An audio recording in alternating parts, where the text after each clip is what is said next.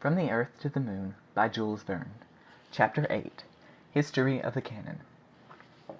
The resolutions passed at the last meeting produced a great effect out of doors.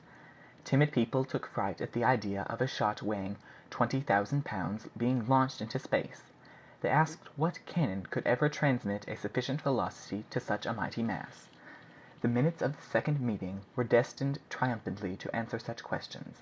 The following evening the discussion was renewed.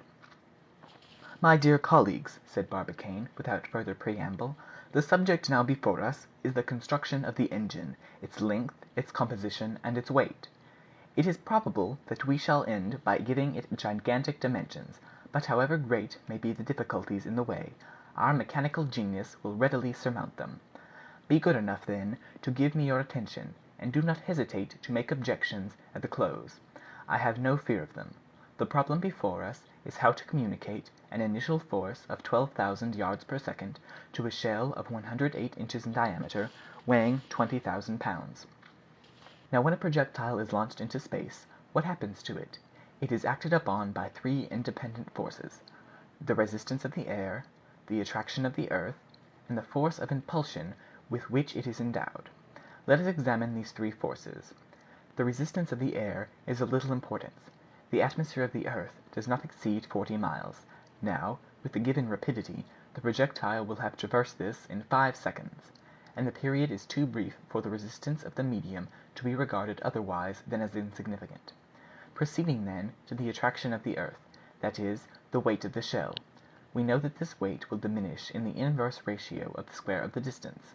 When a body left to itself falls to the surface of the earth, it falls 5 feet in the first second, and if the same body were removed 257,542 miles further off, in other words, to the distance of the moon, its fall would be reduced to about half a line in the first second. That is almost equivalent to a state of perfect rest. Our business, then, is to overcome progressively this action of gravitation. The mode of accomplishing this is by the force of impulsion. "There is a difficulty," broke in the major. "True," replied the president, "but we will overcome that, for the force of impulsion will depend upon the length of the engine and the powder employed, the latter being limited only to the resisting power of the former. Our business, then, to-day is with the dimensions of the cannon." "Now, up to the present time," said Barbicane, "our longest guns have not exceeded 25 feet in length. We shall, therefore, astonish the world by the dimensions we shall be obliged to adopt. It must evidently be, then, a gun of great range, since the length of the piece will increase the detention of the gas accumulated behind the projectile, but there is no advantage in passing certain limitations." "Quite so," said the major. "What is the rule in such a case?" "Ordinarily, the length of a gun is 20 to 25 times the diameter of the shot, and its weight 235 to 240 that of the shot." "That is not enough!" cried J.T. Maston impetuously. "I agree with you, my good friend, and, in fact, following this proportion for a projectile 9 feet in diameter, weighing 30,000 pounds, the gun would only have a length of 225 feet and a weight of 7,200,000 pounds." "Ridiculous!" rejoined Maston. "As well take a pistol." "I think so too," replied Barbicane. "That is why I propose to quadruple that length, and to construct a gun of 900 feet." The general and the major offered some objections. Nevertheless, the proposition, actively supported by the secretary, was definitely adopted. "But," said Elphinstone, "what thickness must we give it?" "A thickness of 6 feet," replied Barbicane. "You surely don't think of mounting a mass like that upon a carriage?" asked the major. "It would be a superb idea, though," said Maston. "But impracticable," replied Barbicane. "No, I think of sinking this engine into the earth alone, binding it with hoops of wrought iron, and finally surrounding it with a thick mass of masonry of stone and cement. The piece once cast, it must be bored with great precision, so as to preclude any possible windage, so there will be no loss whatever of gas, and all the expansive force of the powder will be employed in the propulsion." "One simple question," said Elphinstone. "Is our gun to be rifled?" "No, certainly not," replied Barbicane. "We require an enormous initial velocity, and you are well aware that a shot quits a rifled gun less rapidly than it does a smooth-bore." "True," rejoined the major. The committee here adjourned for a few minutes to tea and sandwiches. On the discussion being renewed, "Gentlemen," said Barbicane, "we must now take into consideration the metal to be employed.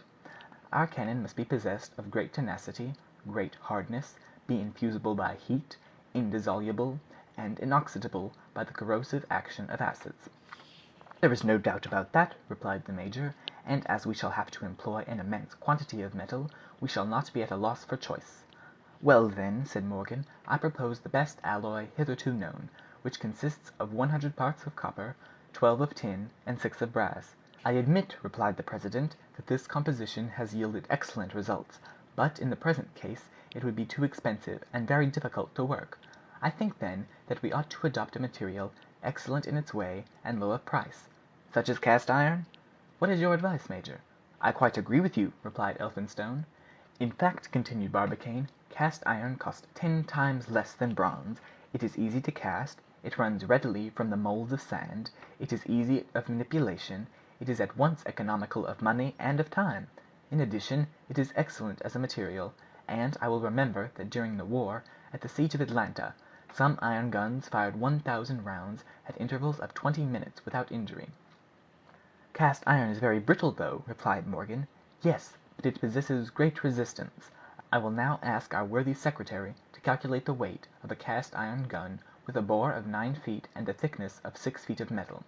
"In a moment," replied Maston; then, dashing off some algebraical formulae with marvelous facility, in a minute or two he declared the following result: "The cannon will weigh 68,040 tons, and at 2 cents a pound it will cost $2,510,701. Maston, the major, and the general regarded Barbicane with uneasy looks. "Well, gentlemen," replied the president, "I repeat what I said yesterday. Make yourselves easy; the millions will not be wanting."